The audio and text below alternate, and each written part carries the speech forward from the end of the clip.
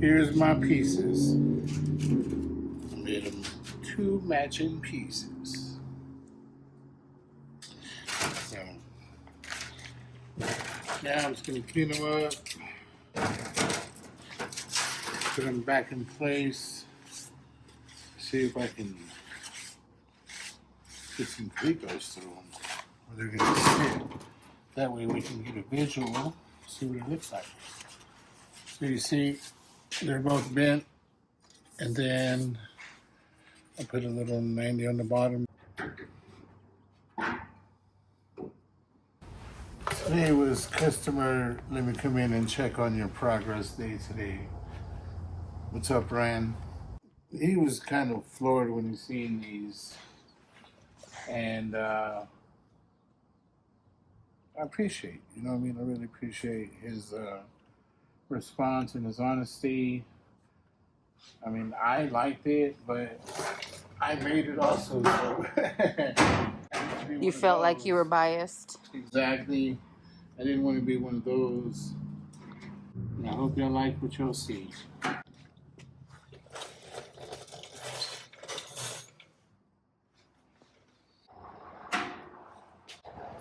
right. What do y'all think? Oh man, he's going to put some fatties back there. I know he was trying to be conservative, but we're talking 305s now. I would lower it down with some 305s. Sick, nasty is what I would name it after that. The only thing that I see that I need to really focus and make sure is that my width here, see how much it comes out? It's the same on this side, because this side sucks in just a little bit. Oh, I see that. But, without messing up the magnets. Oh, there you go. Now you're on point. Yeah, see?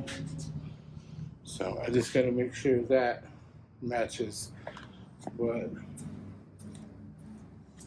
other than that, attacking it. I love it. I'm not changing it. I'm keeping it where it's at.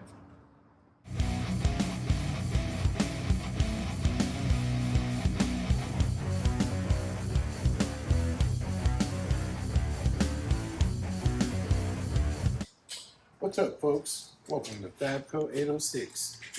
Here we are, the bug. You see the extension? I don't know how far we got on the last video. I always say that because we do a lot of recording and I lose where I'm at. So that's where we're at. I've welded it. You guys see anything different on the set? All these wires running around. Well, I'm not building a robot, but I am TIG welding. My MIG gave out. I need to go take it to get checked. But we did abuse it this week, so it is what it is, right? It's what it's made for. So now I have to use my TIG welder. So this is my Lincoln Square Wave 200, and it works great. Right here, it tells you your settings, and it goes from 24 gauge, 25 to 35 amps. It jumps straight up to 16 gauge. I don't even give you nothing in between. So either super thin or 16 gauge and up. Since we're doing sheet metal, I've got mine set at 40 because 40 just seems like a good, 40 just seems like a good number. Turn it off, it's kind of loud. I've already tried it. I did a couple of tacks right here just to hold this in place. And then next, of course, I'll cut it, butt it up, make it look like one piece. Make all this look like one piece coming down is the goal. I hope you guys like it. Thank you to Laura, because I was going to make it in 2 pieces. And she told me to just start over and make it in 1. And I'm glad I did, because then I was able to bend this down here and break it and get some curvature, and then roll it on the English wheel and get some curvature, so it doesn't just look like a flat piece with the break. So the only thing I'm going to be kept, like right here is my little center line. Oh, I might have got a little crooked. And then I just got to make sure that both of these meet up Gonna match up to my center line and I'm good.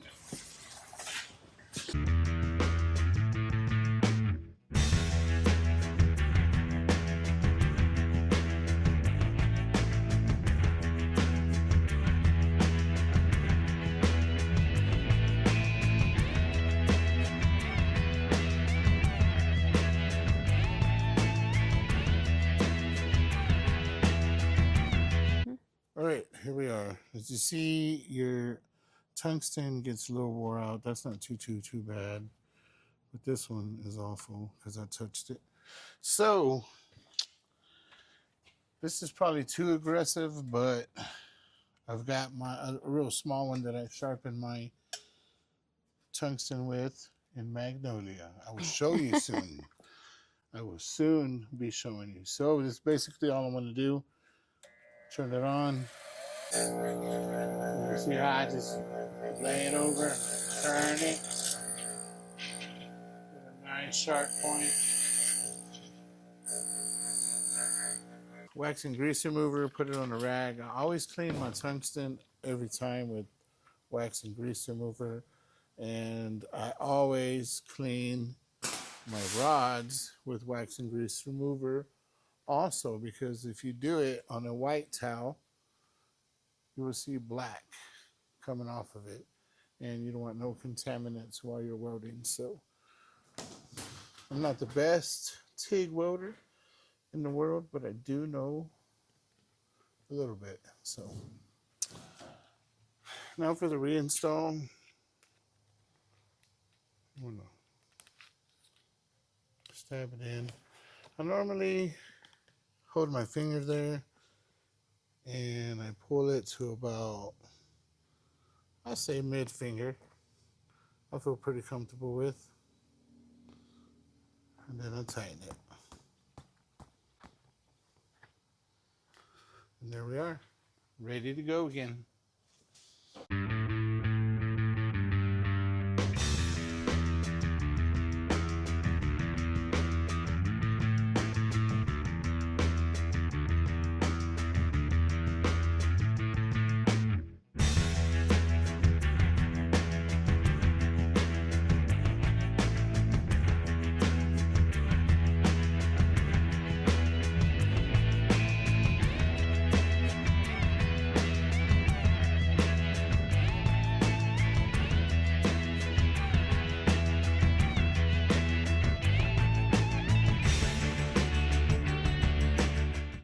All right, so you see my piece is in.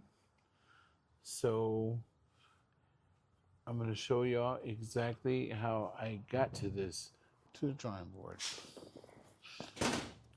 So, step one, my piece is already cut out. You guys saw that I had made my template right and left. So I cut them out and they are perfect. Anyways, walk this way. Excuse my mess. Pull this out the way, my little makeshift table. So what I'm trying to do, what I'm trying to accomplish is I'm trying to close this gap right here. And you see I've got a few obstacles. On that side, I ended up cutting this little piece out. So my piece will fit in there nice. And I'm probably going to do the same here. So I'll get my cutoff wheel, I'll cut that, and then we'll get into this. Well, actually, let me just mark it up while I'm here. Okay, so I know that this is going flat here. And I know that this is kind of going flat here. But here, you see this curve? I'm going to need to curve my piece as well. And I need to kind of follow this one. And I'm going to curve all this. So when I put it on, this should be curved. It'll fit inside of here. And somehow it'll fit over here. But not look flat like this. It's going to look like the other side where we have a little bit of curvature. The first thing I did on that side was I shrunk it on this side. I did a very light pass on it because I didn't want any weird bumps right there. I did a very light pass with the shrinker, so that'll be step one. And then I'll show y'all how to get this shape that I'm trying to achieve. But before that, let me cut this real quick because it won't take long.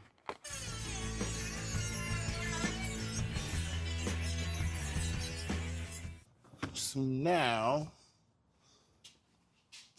oh, you know what? Let me clean the burrs off of this just so I don't accidentally cut myself. Kidding me. So, shrink it first. Start here. I'm not going to put too much weight on it because, like I said, I don't want to crazy bend. I just want to let it know what direction it needs to bend.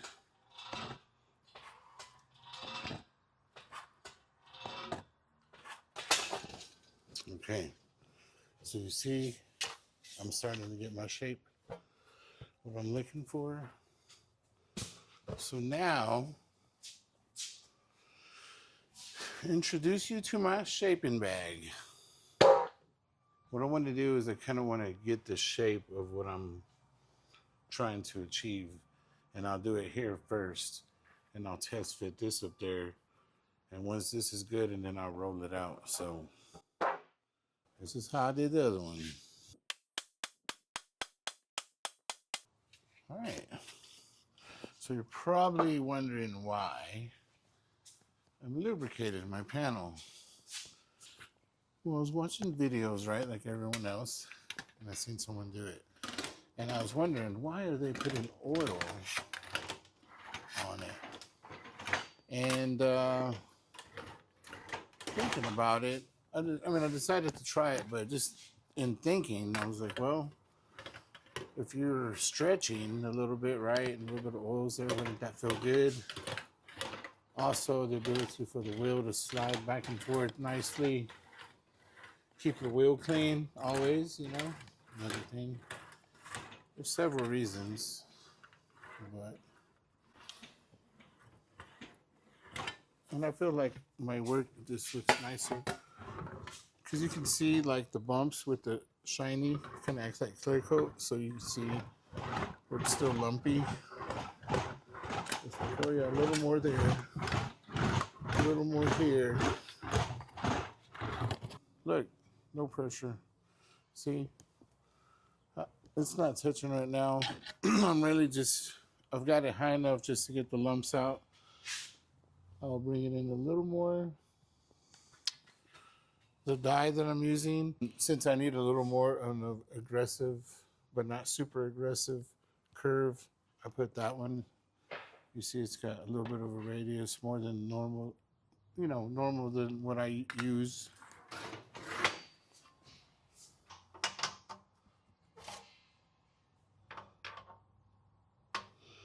We'll go a little bit less dye because you can see the little ridges.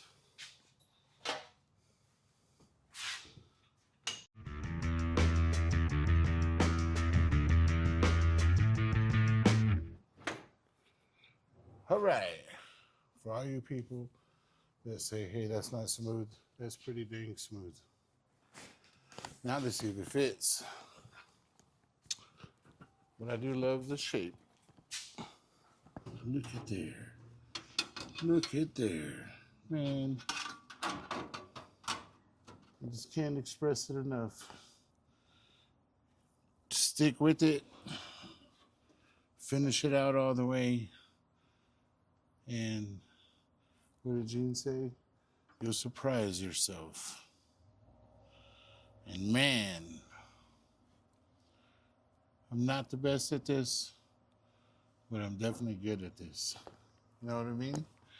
I could be good and not be the best, and that's okay. We strive for the best. Guys, my only advice to you right now, if you're young, even if you're older, find what you love and just embrace it. take it in fully. Opinions of others don't matter. The smile on your face is what it's all about. And the memories that you can share with others is what it's all about. So, not to get too, what is it, philosophical? Oh, is that an orange? Yes. Man, you know I love me some oranges. All right, let me get this stuff off. And I will repeat this process of fitting it on there just the same way that you saw, but I'm going to clamp it, drill some holes, cleco it in place, and then I'll start cutting and welding. So that'll probably be time lapse. Thank you again for watching.